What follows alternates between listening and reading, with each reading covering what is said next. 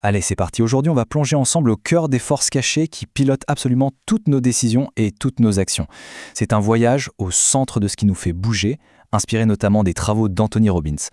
Sérieusement, qui ne s'est jamais posé cette question? On prend une bonne résolution, on veut changer une habitude, atteindre un objectif, et pourtant, bien souvent, on finit par retomber dans nos vieux schémas. Pourquoi cette lutte est-elle si universelle? Eh bien, la réponse est beaucoup plus simple et en même temps plus profonde qu'on ne l'imagine. En fait, tout le secret de notre comportement tient en une idée très simple mais incroyablement puissante. Chaque chose qu'on fait, ou qu'on ne fait pas d'ailleurs, est guidée par une mécanique interne qui tourne en permanence, souvent juste sous notre radar. Et ces deux forces, les voici. Le besoin d'éviter la douleur et le désir d'obtenir du plaisir. C'est ça, c'est le véritable moteur de toute l'expérience humaine. On passe notre temps à naviguer entre ces deux pôles. Et la toute première étape pour reprendre le contrôle, c'est de bien comprendre ce système. Ok, super. Mais concrètement, comment on fait pour utiliser ces forces à notre avantage?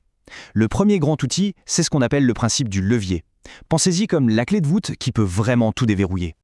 Et ça change complètement la perspective. Le vrai problème, ce n'est pas une question de capacité, mais de motivation. Est-ce qu'on le veut vraiment?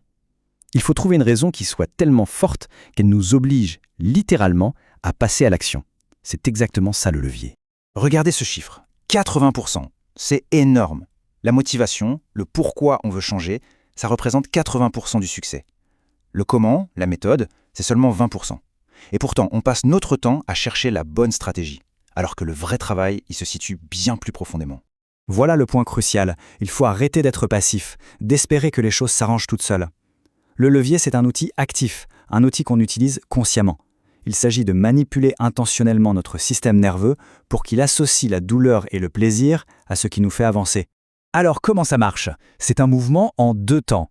D'un côté, il faut que l'idée de rester dans la situation actuelle devienne absolument intolérable, pas demain, mais là, maintenant. De l'autre côté, il faut que l'idée de changer soit liée à une sensation de plaisir, de libération, qui soit intense et immédiate. Bon, maintenant qu'on a saisi le principe, passons au plan d'action. Comment on applique ça concrètement?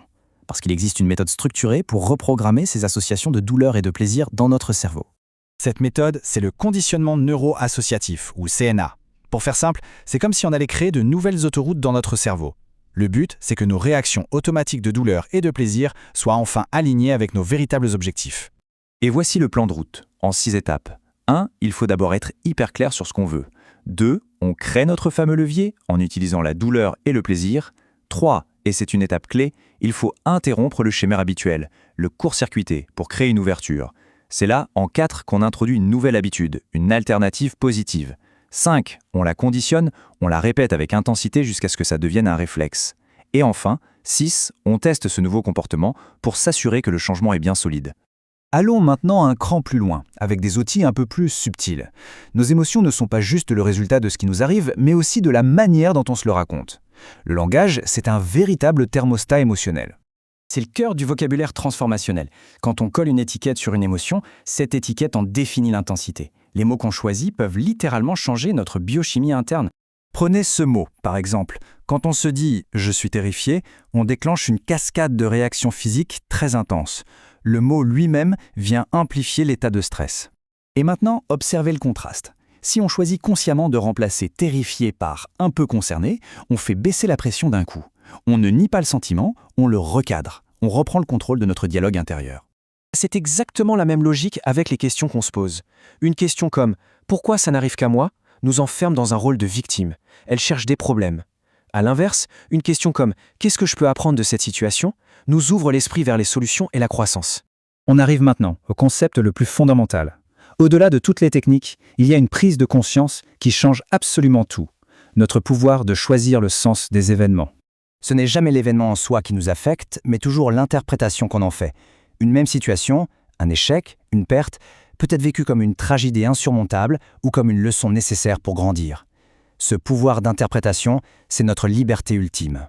Et cette citation de Thoreau, elle résume ça à la perfection. Le monde extérieur ne change pas forcément, mais quand nous, on change notre manière de le voir, alors notre expérience du monde se transforme complètement. Alors pour terminer, une question pour passer à l'action. Quel est ce comportement, cette habitude que vous pourriez décider de changer là, maintenant, en y associant une douleur si intense, si immédiate, que l'idée même de continuer deviendrait impossible? La maîtrise de la douleur et du plaisir commence maintenant.